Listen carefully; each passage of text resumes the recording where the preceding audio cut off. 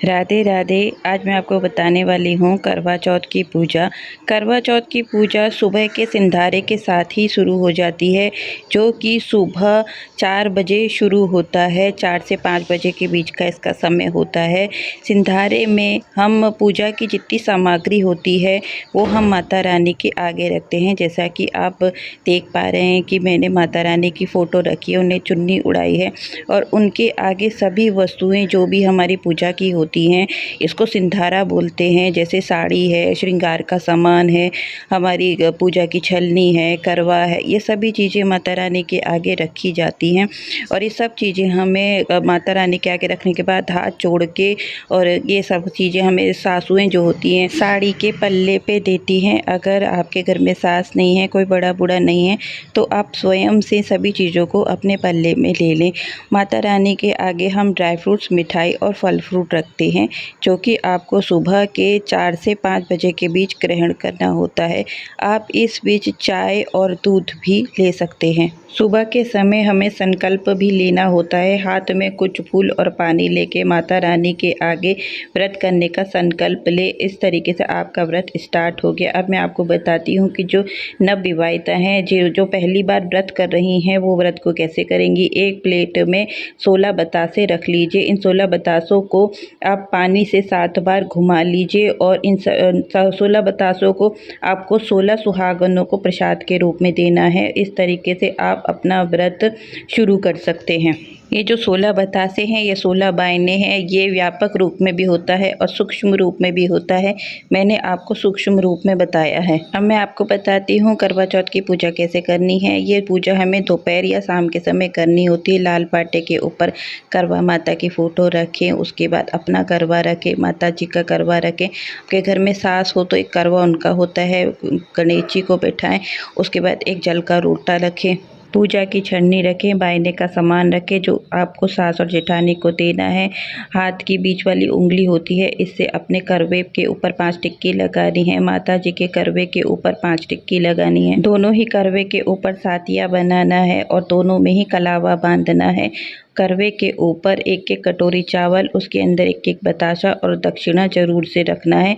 और पास में ही आपको जो बायना देना है सास को, जेठानी को या मंदिर में, वो बायना को आप पास में रख के 7 बार पानी घुमा कर यहाँ पे रख दीजिए। अब हमें करवा चौथ की कथा सुननी होती है। चावल के कुछ दाने कथा सुनने के बाद एक्स्ट्रा जो हमने जल का लोटा रखा था उसमें डाल दीजिए और कुछ चावल के दाने अपने पल्लू में बांध लीजिए। जो पल्ला आपने उस समय जो साड़ी आपने पहनी होगी उसके पल्ले में आपको अच्छी तरीके से बांधना है और इसी चावल के दाने से आप चंद्रमा को अर्घ देना है और उसके बाद ही आपका व्रत खुलेगा। इसके बाद हमें करवा बदलने की प्रोसेस करनी होती है।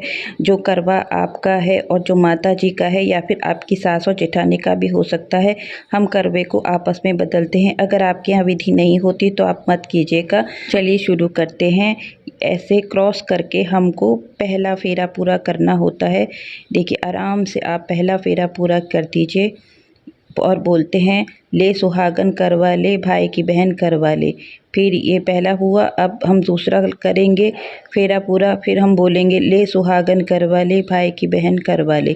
इसी तरीके से हमें करवे को 7 बार फेरना है। अगर आप माता जी के करवे के साथ फेर रहे हैं तो माता जी का करवा आपकी तरफ आ जाना चाहिए और आपका करवा माता जी की तरफ चले जाना चाहिए। ये बहुत ही ज़्यादा शुभ होता है। और अगर आप जेठानी या सास के साथ फेर रहे हैं तो जेठानी का करवा या सास का करवा उनके पास जाना चाहिए, आपका करवा आपके पास आना चाहिए। अगर माता जी का करवा आपकी तरफ आता है तो ये बहुत ही ज़्यादा शुभ माना जाता है। इस प्रोसेस के पूरा होने के बाद आपको माता जी के आगे हाथ जोड़नी चाहिए और अपने व्रत में हुई भूलों के लिए क्षमा मांगनी चाहिए और माता जी को बोलना चाहिए, अगर मेरे व्रत में कोई भी भूल हो गई है तो आप मुझसे क्षमा कर दीजिए और मुझे अखंड सौभाग्य का वरदान दीजिए। इस प्रोसेस के पूरा होने के बाद आपको अपनी जेठानी, अपनी सास, घर में जितने भी बड़े बूढ़े हैं सभी के आपको पैर छूने हैं। हमारे देश के सभी राज्यों में करवा चौथ की पूजा करने का अलग अलग तरीका है, तो आपके यहाँ जैसा करते हो आप वैसा ही करें।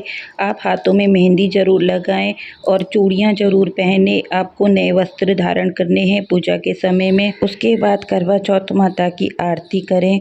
आरती करने के बाद आप कुछ चाय पानी अगर आपके यहाँ पीते हैं तो आप आराम से पी सकते हैं।